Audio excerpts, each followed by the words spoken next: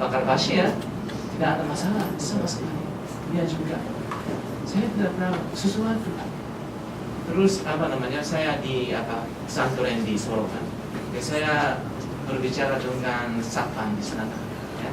Saya duduk di sana, saya bicara sama dia, dia mau lihat uang Jepang. Saya tidak punya. Saya tidak punya, benar-benar tidak kami berbicara mengenai uang. Saya bilang, uangnya penting. Tapi dia bilang, tapi saya di sini kerja ada keluarga, tidak perlu begitu banyak uang, nanti saya pindah ke luar yang lain. Dia bilang, saya belajar sesuatu. Tapi kembali ke Indonesia, saya harus cari terus. Saya tidak bisa jelaskan just one word. Sangat susah. Tapi yang penting adalah orang Indonesia lucu sekali, very humorous. Ya, humornya, subarashi itu. Walaupun ya, kalau bukan, saya suka. Ya, misalnya, mungkin saya tidak tahu satu contohnya, sangat lucu. Beberapa tahun yang lalu saya berangkat ke Jepang di imigrasi ya. Tapi mereka sebetulnya minta uang pada saya, tapi saya bilang saya miskin, tidak ada, dia mau begitu tidak apa.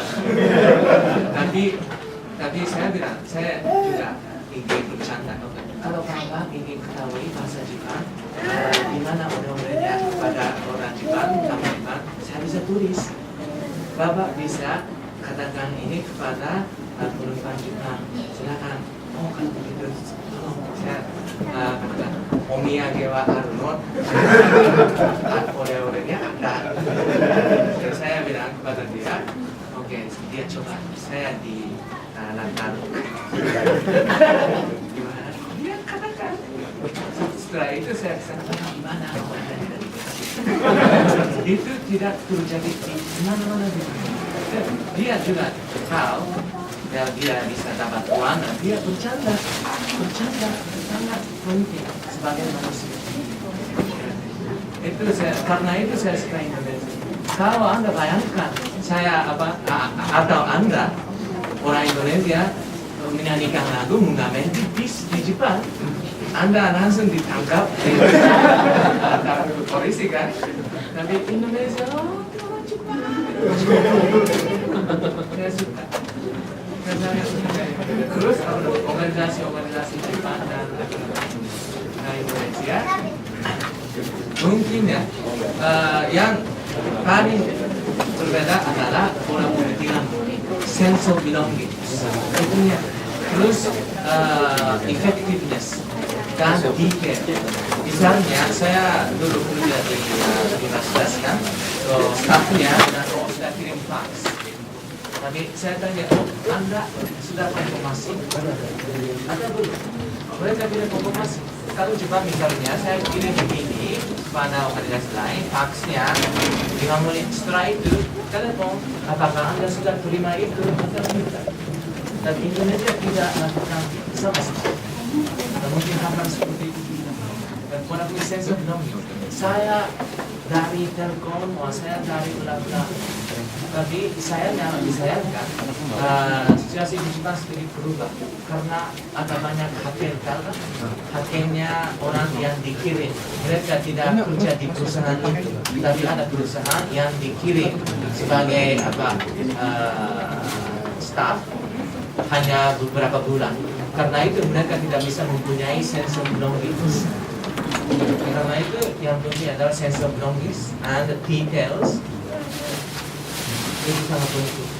Kalau Anda bisa lakukan itu, saya kira Indonesia nanti terus. Ya. Mungkin satu lagi. Ya Pak Kosi, kami persilakan. Terima kasih. Saya dari ITT. Nama saya Fauzi. Saya melihat Pak Hisanori Kato ini orang Jepang yang tidak biasa. Karena berani jalan sendiri.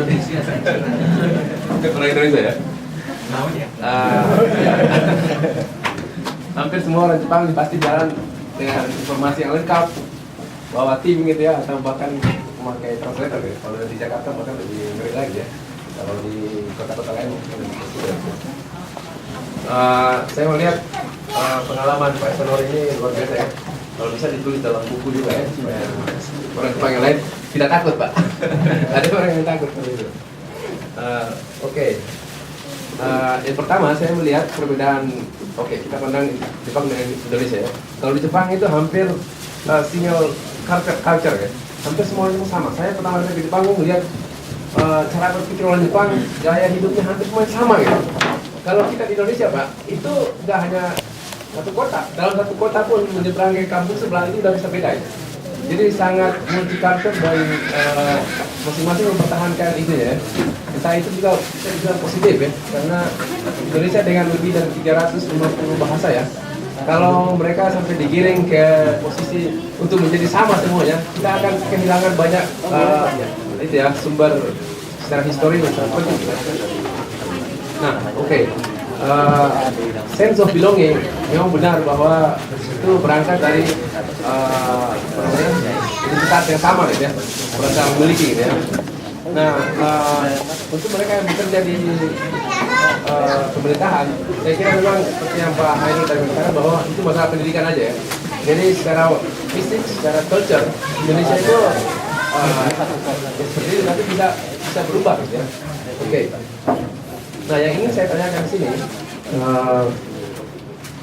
menurut pengalaman Pak Kato, independensi organisasi ya, independensi, karena ini agak sedikit beda mungkin ya.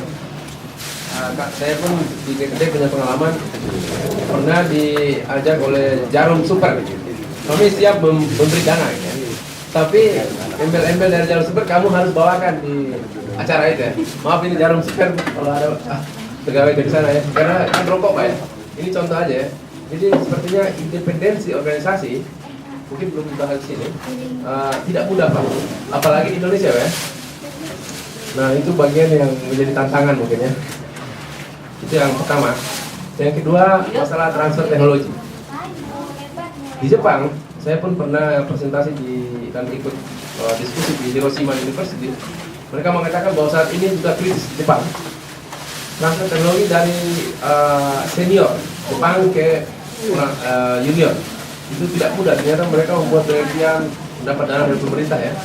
Dan saya melihatnya, apalagi kita ya, yang tidak ada survei, tidak ada apa-apa, terus berpikir soal transfer teknologi itu.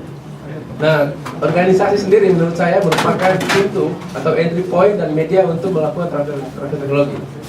Dan kami di GTT pun melihat bahwa transfer teknologi tanpa bisnis atau tanpa UKM itu impossible.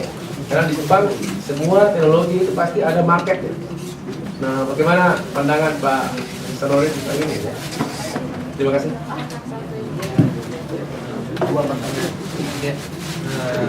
Mungkin saya Independensi organisasi dan tentang saya setuju, sangat susah ya kalau independensi